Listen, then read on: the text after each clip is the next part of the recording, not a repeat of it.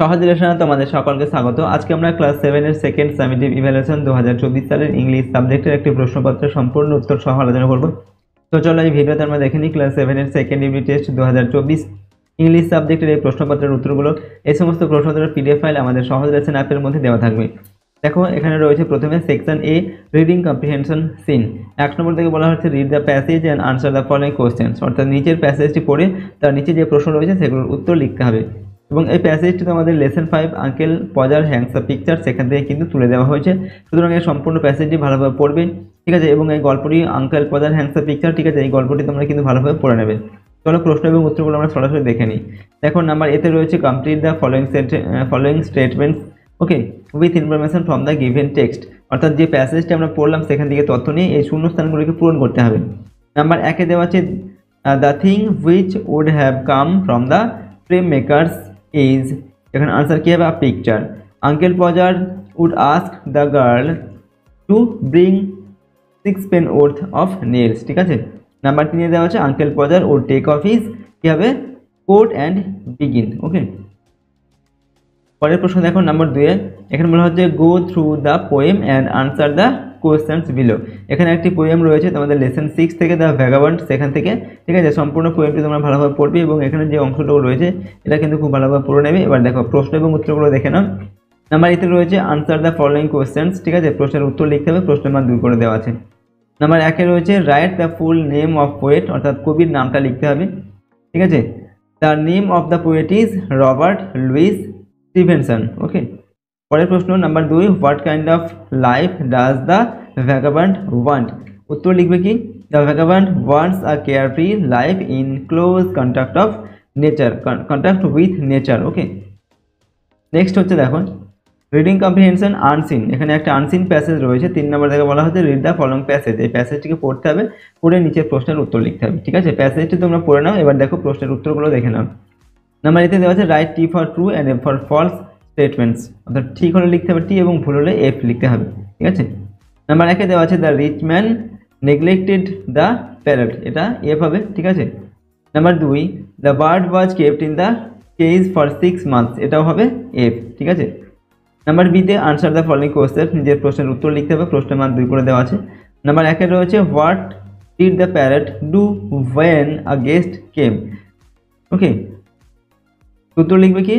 when a guest came the parrot would urge the servants to serve tea and exchanged a few words of greeting with the guest.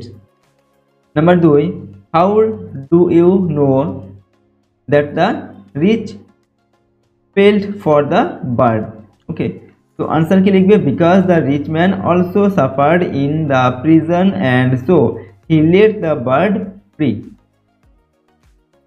এরপর দেখো section B grammar and vocabulary. Number 4-এ দেওয়া আছে find out words from the passage which mean the following, অর্থাৎ এই শব্দগুলোর অর্থ passage থেকে খুঁজে বের করে নিয়ে লিখতে হবে ওই আনসিন প্যাসেজ থেকে, ঠিক আছে।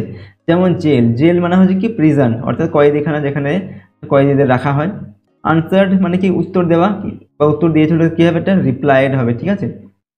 চলো পরের প্রশ্ন দেখে নাও 5 নম্বর থেকে ডু অ্যাজ ডিরেক্টেড, নির্দেশ অনুসারে কাজ করতে হবে। প্রশ্নে মান দেওয়া হচ্ছে 1 নম্বর করে। নাম্বার 1-এ দেওয়া হচ্ছে mister Sen is dash than Mrs Das. এখানে বলা হচ্ছে fill in the blank with the proper degree of the adjective busy. ওই বিজি যে ওয়ার্ডটা দেওয়া রয়েছে, ঠিক আছে, এই বিজি ওয়ার্ডের অ্যাডজেক্টিভ ফর্ম দিয়ে এটাকে পূরণ করতে হবে। তো কী হবে? Mister Sen is busier than Mrs Das, অর্থাৎ মিস্টার সেন মিসেস দাসের থেকে বেশি বিজি বা বেশি ব্যস্ত। নাম্বার 2-এ রয়েছে C dash find a hole in the wall, use the proper form of the verb given. এখানে যে ফাইন্ড ভার্বটা রয়েছে এই ভার্বটার প্রপার ফর্ম এই শূন্যস্থানে বসাতে হবে। তো কী হবে?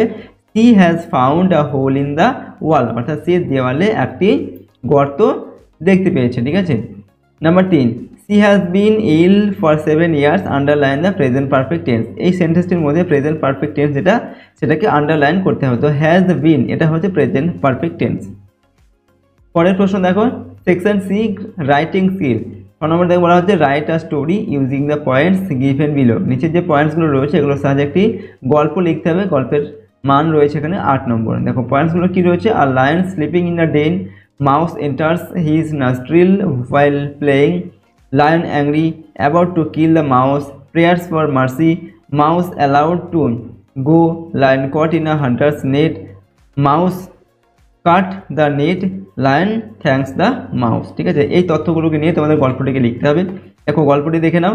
প্রথমে নাম দেবে কি, the lion and the mouse. Okay, one day a lion was sleeping in a den, in his den a little mouse was playing nearby. While playing, the mouse entered into the lion's nostril. The sleeping lion rose and rage. Okay, rose in rage. He at once caught the mouse in his paw.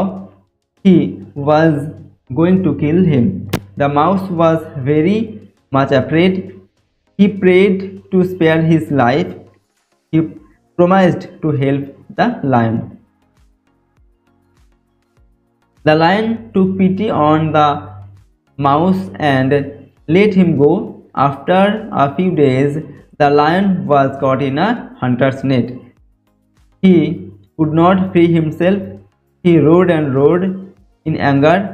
The mouse heard the lion's roaring, and at once he ran to the spot. He cut the net with his sharp teeth. Soon the lion was free. He thanked the mouse. এবং এটার একটা মরাল বা নীতি কথা লিখবে, an act of kindness never be wasted. ঠিক আছে, দেখো এইভাবে আমরা স্টোরিটিকে লিখলাম। তো এই ভিডিওতে আমরা ক্লাস 7-এর সেকেন্ড ইউনিট টেস্টে তোমাদের ইংলিশ সাবজেক্টের একটি প্রশ্নপত্রের সম্পূর্ণ উত্তর কিন্তু আলোচনা করলাম। প্রশ্নোত্তরগুলো এবং যে প্যাসেজগুলো রয়েছে তোমরা কিন্তু ভালোভাবে পড়বে এবং এই গল্পটি তোমরা ভালোভাবে পড়ে নেবে। ঠিক আছে, তো চলো, আর যদি এই চ্যানেলে তোমরা নতুন হয়ে থাকে অবশ্যই চ্যানেলটিকে সাবস্ক্রাইব করবে, পাশের বেল আইকনে প্রেস করে অল অপশনটি সিলেক্ট করবে, ভিডিওটিতে একটি লাইক করে দেবে, ভিডিওটি বন্ধু বান্ধবের সঙ্গে অবশ্যই শেয়ার করবে এবং কমেন্ট বক্সে নিজেদের মতামত লিখবে। এই সমস্ত প্রশ্ন এবং উত্তরের পিডিএফ ফাইলগুলো কিন্তু আমাদের সহজ লেসন অ্যাপের মধ্যে দেওয়া থাকবে। চলো আজকের এই ভিডিওটিকে আমরা এখানে শেষ করছি। সম্পূর্ণ ভিডিওটি দেখার জন্য অসংখ্য ধন্যবাদ।